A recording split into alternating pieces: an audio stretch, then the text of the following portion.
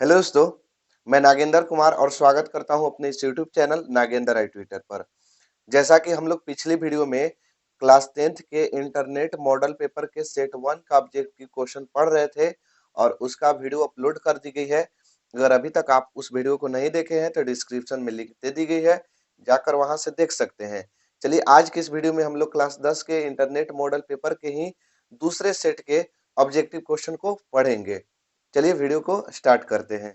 जैसा कि पहला क्वेश्चन देख सकते हैं, पहला क्वेश्चन में है कि एक शंकु की ऊंचाई 12 सेंटीमीटर है। देखिए जी, ऊंचाई दिया है, एच का मान कितना दिया है, 12 सेंटीमीटर। ठीक, और फिर बोला है कि आधार की त्रिज्या 3 सेंटीमीटर है, त्रिज्या दिया है 3 सेंटीमीटर। अब इसमें बोला है ना कि शंकु का आयतन क्या होगा। ठीक, इसको बनाने के लिए देखिए ध्यान दीजिएगा, पहले ऑप्शन पर ध्यान दीजिए कि ऑप्शन कैसे दिया है। ठीक, तो ऑप्शन में पाई दिया है और पाई का मान नहीं बैठाना है। तो देखिए शंकु का आयतन का फॉर्मूला होता है, शंकु का आयतन, शंकु का आयतन का फॉर्मूला होता है 1/3 पाई आर स्क्वायर एच। ठीक, 1/3 पाई आर स्क्वायर एच। तो 1/3 पाई के मान नहीं बैठाना है, पाई का पाई लिख देते हैं। आर, आर का मान कितना दिया है, त्रिज्या कितना दिया है, त्रिज्या दिया है 3, तो 3 गुणा 3 लिख देंगे। आर स्क्वायर है तो ऊंचाई है ना, एच है ना, एच कितना है, 12 है। 3 से एगो 3 कट गया, 12 तिया 36, तो 36 होगा और पाई हो जाएगा। और चूंकि सेंटीमीटर में है और आयतन में सेंटीमीटर क्यूब होता है, तो 36 पाई सेंटीमीटर क्यूब। ठीक है, अगला क्वेश्चन में है कि साइन पाई बटे 3 का मान कितना होगा। देखिए जी, साइन दिया है और पाई बटा में 3 दिया है और बोला है इसका मान क्या होगा। तो आप लोग याद रखिए कि पाई का मान 22/7 भी होता है, 3.14 भी होता है। ठीक है, और जब यही पाई त्रिकोणमिति के में आ जाए, त्रिकोणमिति में, तो वहां हम 180 डिग्री बैठाते हैं। तो अब ये जब पाई का मान ना तो आपको 22/7 बैठाना है ना तो 3.14, कितना बैठाना है, 180 डिग्री। क्यों, क्योंकि त्रिकोणमिति में है, यहाँ त्रिकोणमिति से रिलेटिव है। ठीक, तो यानी साइन पाई का मान 180 डिग्री, अब बटा में 3 दे देंगे, 3 से कटा देंगे, 3 छक 18 यानी 60 बार में कटेगा। तो साइन यानी 60 डिग्री, और साइन 60 डिग्री का मान होता है √3/2। तो इसका ऑप्शन नंबर क्या हो जाएगा, डी है। जैसा कि अगला क्वेश्चन देख सकते हैं, बोला है कि मूल बिंदु से 4 कोमा -5 की दूरी क्या होगी। तो देखिए जी, कितना दिया है, 4 कोमा -5। ठीक है, 4 कोमा -5 और कहा है कि मूल बिंदु से दूरी क्या होगी। तो देखिए इसको x बराबर मान लेते हैं 4 और y बराबर मान लेते हैं -5। और एक चूंकि मूल बिंदु से दूरी का फॉर्मूला होता है, मूल बिंदु से दूरी, मूल बिंदु से दूरी, ठीक है, फॉर्मूला होता है √x² प्लस y²। ठीक है, x² प्लस y², मूल बिंदु से फॉर्मूला होता है। x है ना, तो x का मान कितना दिया है, 4 दिया है, 4 का स्क्वायर। y है ना, y का मान कितना है, -5, तो -5 के स्क्वायर। अब देखिए 4 चौके 16, 2 बार गुणा करेंगे 16 हो जाएगा। अब 5 बचे 25, 2 बार गुणा करेंगे 25 हो जाएगा। 16 और 25 जोड़ देंगे तो 41, यानी इसका ऑप्शन नंबर देख सकते हैं सी। अगला क्वेश्चन में है कि किसी बाह्य बिंदु से वृत्त पर खींची गई स्पर्श रेखाओं की लंबाइयां बराबर होती है। प्रमेय 10.2 याद कीजिए। ठीक है, ये भी फिर से हम डायग्राम से बता देते हैं। कोई वृत्त है और कोई बाह्य बिंदु है। ठीक, बाह्य बिंदु एक है, तो बाह्य बिंदु से वृत्त पर खींची गई स्पर्श रेखा, यही ना, ऐसे ही ना खिंचाएगा, तो दोनों स्पर्श रेखाएं बराबर होती है। ठीक है, आप लोग सिद्ध किए होंगे प्रमेय 10.2।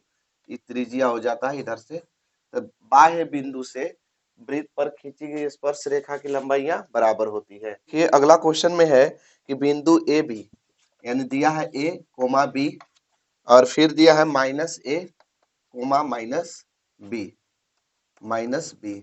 अब इसका बोला है ना कि दूरी ज्ञात कीजिए, इसके बीच की दूरी ज्ञात कीजिए। देखिए भैया, ये वाला x1 का मान a काम करेगा और y1 का मान कितना हो जाएगा b। ये x1 का मान होगा, ये y1 का मान होगा। अब यहाँ से देखिए x2 का मान -a होगा ना, और y2 का मान कितना होगा, -b होगा। ठीक, x1 का मान, y1 का मान, x2 का मान, y2 का मान। तो दूरी के फार्मूला आप लोग जानते होंगे। दूरी बराबर होता है √x2 - x1 का होल स्क्वायर जोड़ y2 माइनस y1 का होल स्क्वायर, यही होता है ना। तो देखिए अब यहाँ से हम क्या करेंगे कि x2 है ना, तो x2 का मान कितना दिया है, तो कहिएगा कि -a दिया है। अब माइनस है ना तो माइनस लिख देंगे। x1 तो x1 के कहिएगा मान कितना है, a है तो a लिख दिए।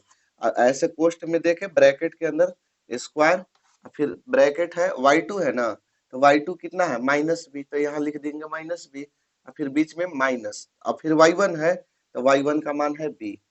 चलिए अब देखिएगा, अब अंडर रूट, अब ए गो माइनस ए और ए गो माइनस ए, तो कहिएगा कि माइनस में 2a हो जाएगा, क्योंकि माइनस माइनस जुड़ता है, माइनस ए का चिन्ह लिखाता है।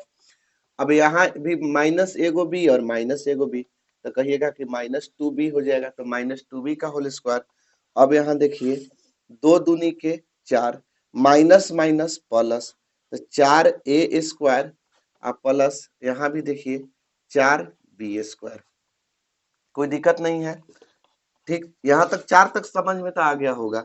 अब दोनों में 4 है तो 4 के कॉमन निकाल देंगे, यही आप लोग गड़बड़ी करते हैं।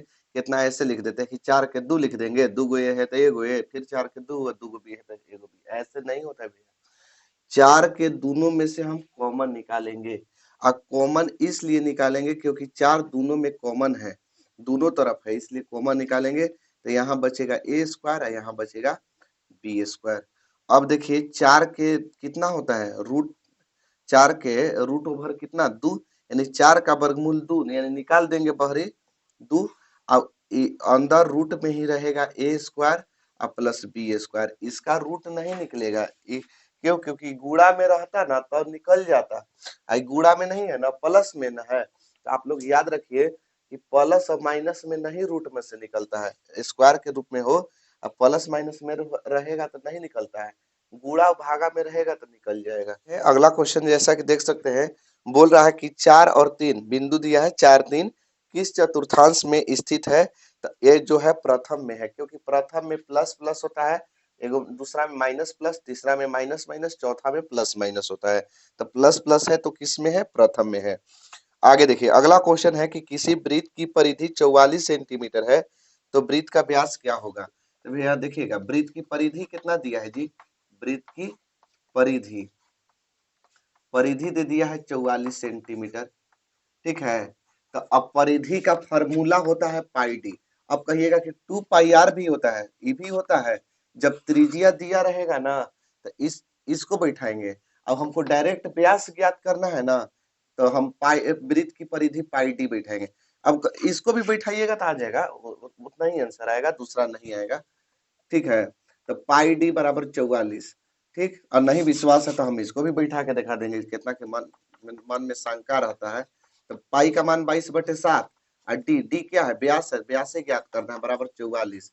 अब देखिए डी बराबर 44 से और गुड़ा, भागा में 7 है ना, इधर आके का में हो जाएगा, गुड़ा में हो जाएगा, और गुड़ा में है ना 22, इधर आके भागा में, 22 दूनी 44, डी बराबर 7 दूनी के 14। अब कहीं कितना सोच रहे होंगे कि क्या 2 पाई आर पर हम बैठा के लाएंगे तो नहीं आएगा, आएगा उतना ही आंसर, देखिएगा 2 पाई आर बराबर 44, तब 2 पाई का मान 22/7 और त्रिज्या जस के तस बराबर 44। देखिए 22 दूनी के 44 बटे में 7 गुड़े आर बराबर 44, तो आर बराबर 44, भागा में है ना, इधर आके गुड़ा में, गुड़ा में है ना तो भागा में, 44 से 44 कट गया, त्रिज्या का मान आ गया 7। तो अब जब त्रिज्या के मान आ गया तो आप लोग व्यास डी निकालिएगा ना, तो डी होता है 2r के बराबर, तो 2 गुणे 7, 7 दूनी 14। इतना करने से बढ़िया है कि इसको याद रखिए कि वृत्त की परिधि जब व्यास दिया रहे तो पाई डी भी होता है। अगला क्वेश्चन में है कि दो वृत्तों की परिधियों का अनुपात 4:3 है, तो उनकी त्रिज्याओं का अनुपात क्या होगा। देखिए परिधियों का अनुपात यानी कि परिधि अनुपात परिधि, ये पहला वृत्त की परिधि है, ये दूसरा वृत्त की परिधि है। कितना दिया है, 4:3। तो जब परिधियों के अनुपात 4:3 दिया है ना, अब पूछा है कि त्रिज्या के अनुपात कितना होगा, त्रिज्या के अनुपात तो 4:3 होगा। अब कंफ्यूजन मत होइए, इसका हम रीजन भी बता देते हैं। परिधि के अनुपात और त्रिज्या के अनुपात सेम होता है, ठीक है। अब इसको हल करके भी दिखा रहे हैं, हड़बड़ाइएगा मत। क्यों? क्योंकि देखिए परिधि और त्रिज्या के अनुपात सेम इसलिए होता है, देखिए कैसे, क्योंकि वृत्त की परिधि 2 पाई r होता है, तो पहला वृत्त की परिधि 2 पाई r1 और दूसरा वृत्त की परिधि 2 पाई r2, ये दोनों परिधि के अनुपात हो गया, अनुपात के मतलब बटा में, तो दोनों वृत्त की परिधि के अनुपात लिख दिए। दिया कितना है? 4:3 दिया है, ठीक, 4:3।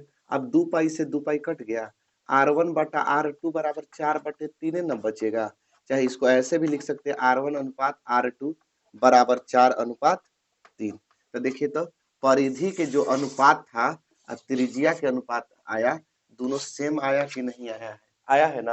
हाँ, अगर यही कह देता कि क्षेत्रफल के अनुपात क्या होगा, तो क्षेत्रफल भी भैया स्क्वायर कर देते हैं, ठीक है। क्षेत्रफल के अनुपात कहता तो 4 के स्क्वायर कर दीजिए और अनुपात दे के 3 के स्क्वायर कर दीजिए, 4 चौके 16, 3 तिया 9 हो गया आंसर। इस तरह से बनाते, समझ में आ रहा है ना, ठीक। चलिए आगे देखिए अगला क्वेश्चन, जैसा कि देख सकते हैं क्वेश्चन में है कि द्विघात बहुपद x स्क्वायर माइनस 5 के शून्यक होंगे। दिया है कि x स्क्वायर माइनस 5 के शून्यक ज्ञात करना है, बराबर शून्य दे दीजिए, जीरो दे दीजिए, ठीक है। तो अब हम क्या करेंगे कि एक्स स्क्वायर अब बराबर माइनस में पांचवा है ना, ये माइनसवा के उधर भेजिए, उधर, तो उधर भेजे तो माइनस में है तो काम में हो जाएगा, प्लस में हो जाएगा। अब इसके देखिए तब माथवा पर 2 है, तो इसको कहिए कि भैया अब इधर आइए, अब तो इधर आएगा ना, ये तो स्क्वायर था, 2 था तो ये रूट में आ जाएगा इधर, जब स्क्वायर हटता है तो रूट में। अब चूंकि जानते हैं कि रूट के बाहर प्लस और माइनस दोनों का चिन्ह होता है, तो इसलिए एगो प्लस में √5 होगा और एक माइनस में √5 होगा।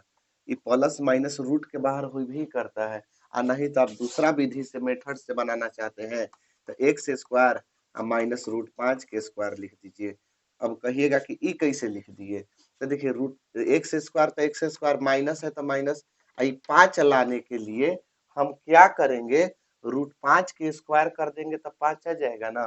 तो हम क्या किए, √5 के स्क्वायर कर दिए हैं। एगो सूत्र पढ़े होंगे आप लोग कि ए स्क्वायर माइनस बी स्क्वायर, इस सूत्र क्या होता है, ए प्लस बी सूत्र, ए माइनस बी, एक बार जोड़ के एक बार घटा के लिखा जाता है, तो हम भी एक बार जोड़ देते हैं और एक बार क्या कर देते हैं, घटा देते हैं इनटू में करके, क्योंकि इसको ए मान लिए इसको बी मान लिए, तो ए प्लस बी और ए माइनस बी हो गया।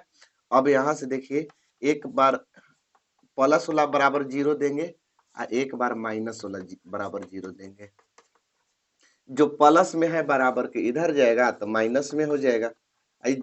कितना सोच रहे होंगे जीरो कहाँ से आया, तो जीरो देखिए शून्य का ज्ञात करना है तो शून्य तो देना ही पड़ेगा, तो शून्य माने क्या, जीरो। एक्स माइनस में था तो इधर आके प्लस में, तो अब कहिएगा कि देखिए तो आ गया ना, एगो माइनस में √5 आ गया, एगो प्लस में √5 आ गया, तो दोनों शून्य ज्ञात हो गया। तो यही चीज बना है, आगे पीछे कोई भी लिखा जा सकता है, ये तो आप लोग जानते ही हैं, ठीक। तो दोनों सेम, इसलिए हम कहते हैं कि रूट के बाहर प्लस और माइनस दोनों का चिन्ह होता है इसके जैसा, ठीक। चलिए आगे देखिए अगला क्वेश्चन देख सकते हैं, कह रहा है कि भाज्य ए और भाजक बी के लिए ए बराबर, जो ए बराबर बी क्यू प्लस आर होता है, बी क्यू प्लस आर में आर के लिए कौन सत्य है, ठीक है।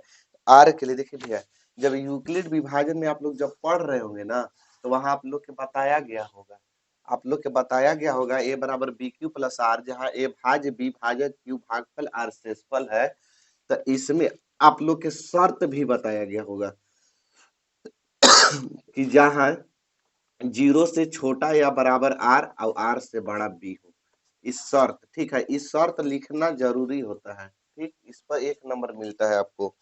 तो इसमें देख लीजिए, मिला लीजिए कौन होगा, इसका ऑप्शन नंबर सी होगा, ठीक। ये अगला क्वेश्चन देख सकते हैं, बोल रहा है कि निम्न में कौन अपरिमेय है, तो देखिए यहाँ से देख सकते हैं अपरिमेय, यहाँ ऑप्शन नंबर ए में 5 से 5 कट जाएगा तो ऊपर 1/√2 बचेगा ना, तो यानी कि यही क्या है, अपरिमेय संख्या है, यही क्या है जी, अपरिमेय संख्या। बाकी बी के देखिए √2 कट जाएगा, 3 परिमेय है, 40/12 ही तो खुद p/q के रूप में ये भी परिमेय है, और √196 का 14 वर्गमूल होता है, परिमेय है, तो यानी ऑप्शन नंबर ए हो जाएगा। चलिए क्वेश्चन नंबर अगला देखते हैं, अगला क्वेश्चन में है कि द्विघात समीकरण x square plus 2x plus 4, दिया है x square plus 2x plus 4, इसमें बोला है कि शून्यक अल्फा बीटा हो तो अल्फा इंटू बीटा का मान। देखिए भैया ए का मान यहाँ से एक हो जाएगा, एक्स स्क्वायर आगे कुछ नहीं है तो एक है। अब बी का मान हो जाएगा 2, क्योंकि जिसमें एक्स लगा होता है बी का मान, जिसके एस स्क्वायर होता है एक्स स्क्वायर होता है, आगे का ए का मान होता है। और जिसमें एक्स और कुछ नहीं रहता है, एक्स स्क्वायर ना एक्स रहता है, तो उस सी का मान होता है, तो सी का मान 4। समझ में आया ना, ए का मान, बी का मान, सी का मान। अब हमको पूछा है अल्फा इंटू बीटा का मान क्या होगा, तो भैया अल्फा इंटू बीटा बराबर होता है सी बटे ए। क्या होता है जी, सी बटे ए होता है। ठीक, सी का मानवा बताइए ना कितना है, 4 है। ए का मानवा कितना है, 1 है, तो 4 बटा में 1 होगा ना, तो 4 हो जाएगा। ऑप्शन देख सकते हैं।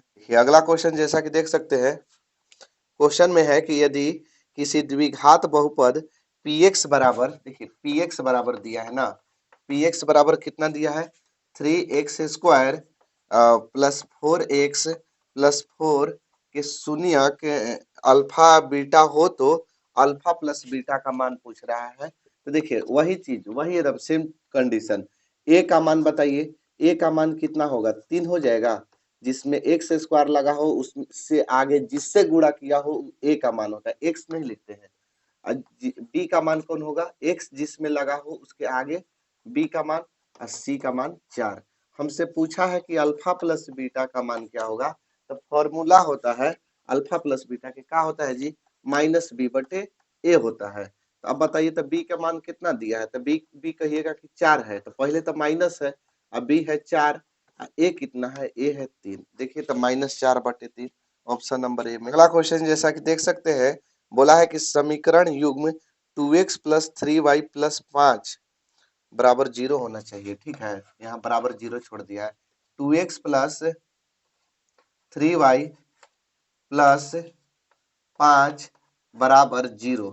ठीक, और फिर दिया है 0 छोड़ दिया है जी, ठीक है, हड़बड़ाइएगा मत। 4x प्लस 6y प्लस 10 बराबर 0। तो क्या है, संगत है कि संपाती है कि समांतर है कि कोई नहीं है। ठीक है, तो इसका देखिए आंसर जो होगा ना, ये तो ऑप्शनों तो गलती दिया है, हम भैया बता देते हैं आपको। ठीक है, सब बता देते हैं। A1/A2 नॉट इक्वल B1/B2 रहेगा, समझ लीजिए, बहुत काम करेगा। ठीक, तो ये देखिए इसका जो ग्राफ आएगा ना, वो प्रतिच्छेदी रेखा आएगा। कैसा आएगा, प्रतिच्छेदी रेखा, प्रतिच्छेदी रेखा आएगा। ठीक, अब कहिए हल कैसा आएगा, तो अद्वितीय हल, अद्वितीय, अद्वितीय हल आएगा। ठीक, इसको उतार लीजिएगा कहीं पर, कॉपी उपी पर कहीं एक जगह उतार लीजिएगा, परीक्षा में एक या दो क्वेश्चन इससे जरूर पूछता है। अद्वितीय हल आएगा और फिर संगत होगा। क्या होगा, संगत होगा। ठीक, चाहे अविरोधी होगा, इतना चीज ऑप्शन देता है, ऐसे करके देता है, अविरोधी होगा। चलिए ये पहला कंडीशन हो गया मेरा।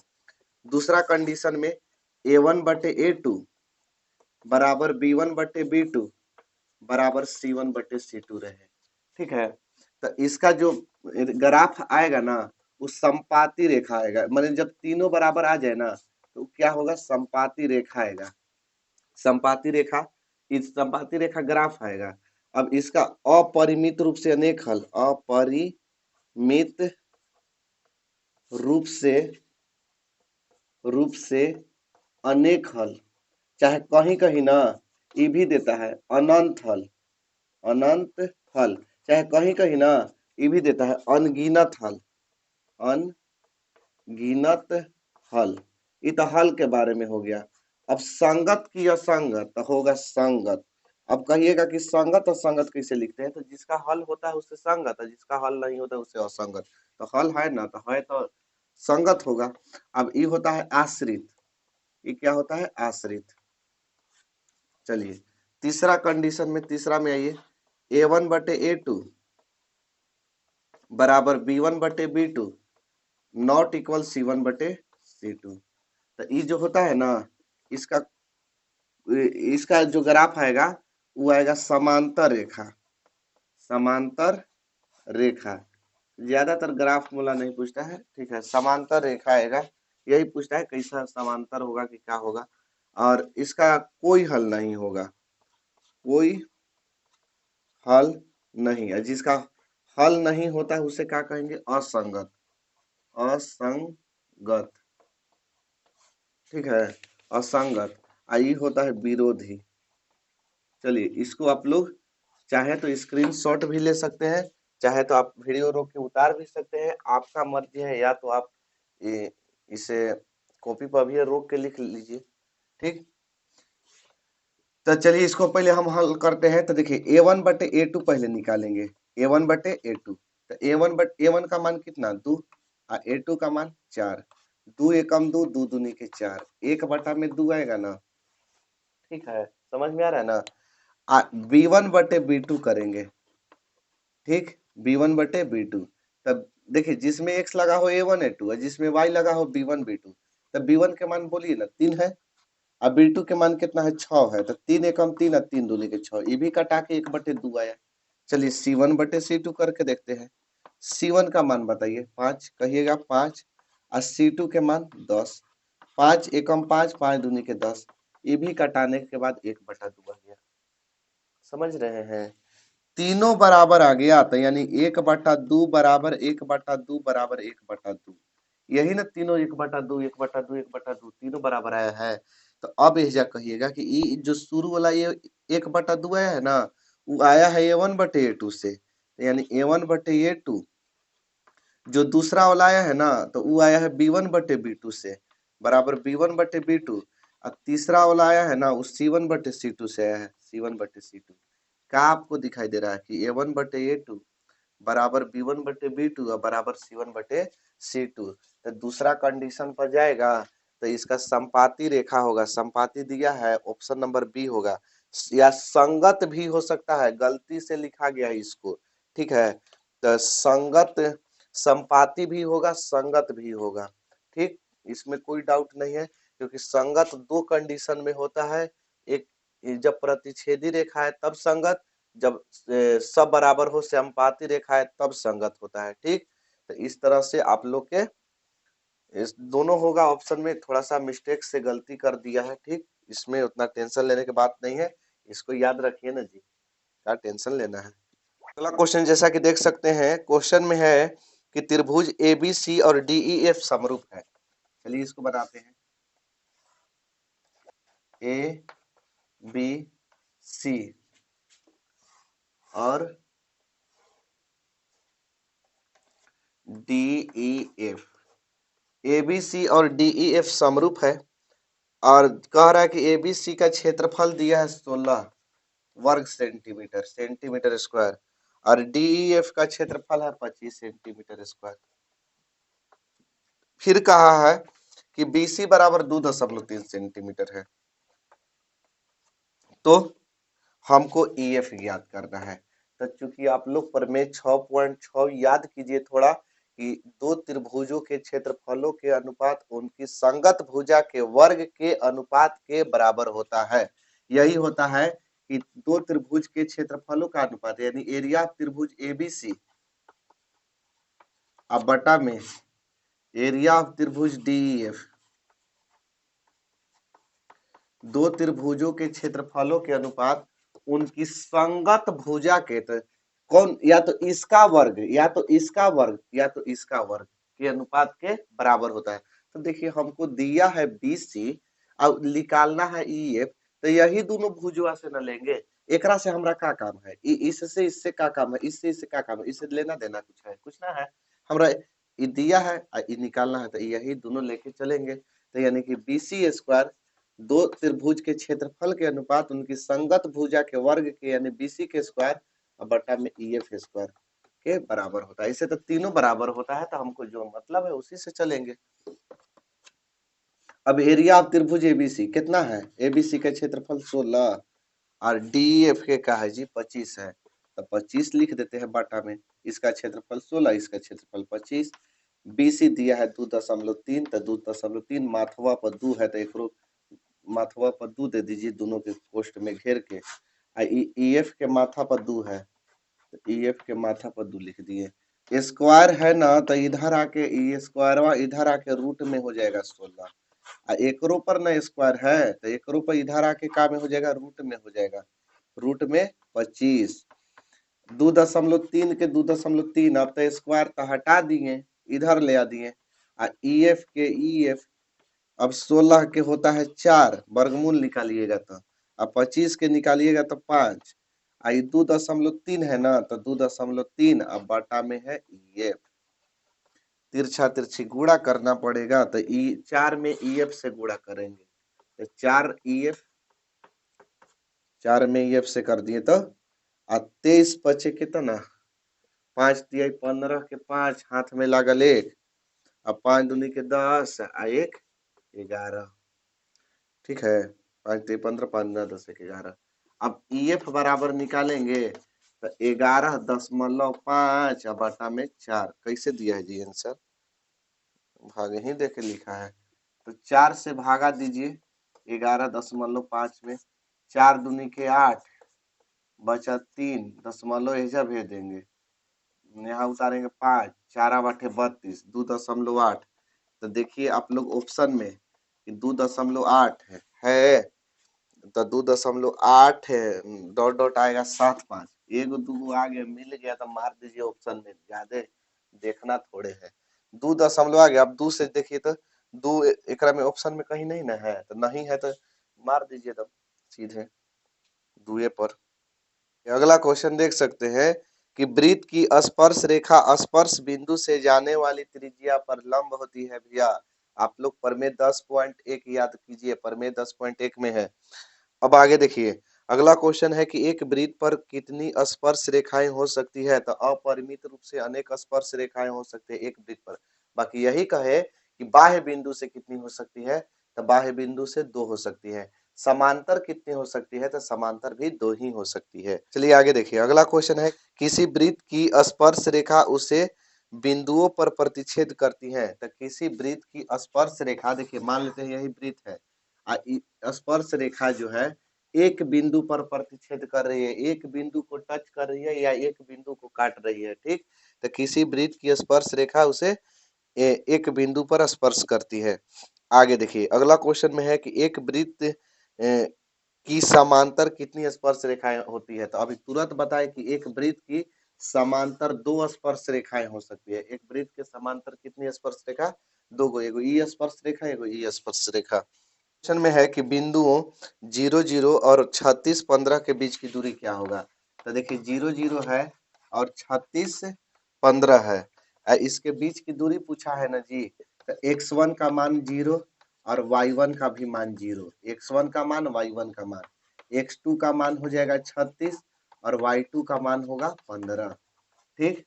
चलिए अब देखिए यहाँ दूरी फार्मूला बैठाएंगे, दूरी तो दूरी बराबर under root x2 minus x1 का होल स्क्वायर अब प्लस y2 माइनस y1 का होल स्क्वायर। देखिए अब x2 का मान बता दीजिए कितना है, तो x2 का मान है 36 माइनस x1 का मान है 0 का होल स्क्वायर, y2 है, y2 का मान 15 माइनस y1 है 0 का होल स्क्वायर। 36 में से 0 घटाएंगे तो 36 ना होगा, तो 36 के स्क्वायर, 15 में से 0 घटाएंगे तो 15 है ना, तो 15 के स्क्वायर। 36 36 को 2 बार गुणा कीजिए तो कितना आएगा, 6 6 36, 6 18 गुना के 36, 36 3 39, 3 3 9 3 12, 12 96, ठीक। 15 में 15 से करेंगे 225, ठीक, जोड़ देंगे 5 6 5 11 और 9 2 11 1 12, 2 2 4 1 5, 1521, 1521 का वर्गमूल होता है 39, ठीक है। तो 39 इकाई हो जाएगा, चाहे यूनिट हो जाएगा, चाहे मात्रक हो जाएगा, जो भी लिखना है लिख सकते हैं। तो यहाँ देख सकते हैं ऑप्शन में 39 है, ऑप्शन नंबर डी। अगला क्वेश्चन देख सकते हैं, कह रहा है कि mx2 प्लस nx1 बटा में m प्लस n तथा my2 प्लस ny1 बटा में m प्लस n कहलाता है, तो ये कहलाता है कि अंतः विभाजन, चाहे इसको विभाजन सूत्र कहिए चाहे अंतः विभाजन कहिए, यही माइनस रहता ना तो बाह्य विभाजन हो जाता, तो ये क्या है, अंतः विभाजन है। आगे देखिए, अगला क्वेश्चन में है कि संरेख त्रिभुज के क्षेत्रफल होते हैं, तो संरेख त्रिभुज के क्षेत्रफल 0 होते हैं। अगर बिंदु संरेख होता है तो त्रिभुज का क्षेत्रफल 0 लेके चलते हैं, आप लोग के पता होगा। आप लोग पढ़े होंगे प्रश्नावली 7.3 में। आगे देखिए, अगला क्वेश्चन में है कि द्विघात समीकरण ए एक्स स्क्वायर माइनस में है, माइनस में बी एक्स प्लस में सी, इसमें बोला है ना सी बराबर 0 कि ए नॉट इक्वल टू 0, तो एक्स का मान क्या होगा। तो भैया एक्स बराबर फार्मूला पहले बता रहे हैं, ठीक है, डायरेक्ट मत अभी मिलाने लगिएगा। पहले formula minus B plus minus root अंदर बी स्क्वायर माइनस 4ac अब बटा में 2a। अब कहिएगा कि इसमें डी होता था, डी बराबर लिखे हैं ये, डी बराबर चूंकि होता है ऐसे आप लोग याद रखे होंगे तो ऐसे भी होता है minus B plus minus root अंदर डी बटे 2a, ठीक है। और डी बराबर चूंकि बी स्क्वायर माइनस 4ac होता है, तो यही डी के जगहिया पर इसको रख दिए हैं, ठीक है, डी ना लिख के इसको लिख दिए हैं। कोई दिक्कत नहीं है ना। अगर दिक्कत होता है तो कमेंट में कर दीजिए कि इसमें हमको चैप्टर में दिक्कत है, हम उसको फिर से हम बताने का कोशिश करेंगे, ठीक।